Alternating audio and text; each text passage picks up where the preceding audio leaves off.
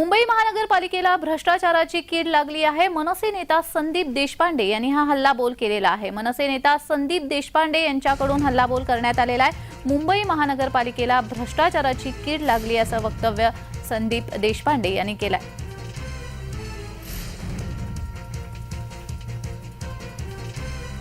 मनसे नेता संदीप देशपांडे यांनी हल्लाबोल केलाय।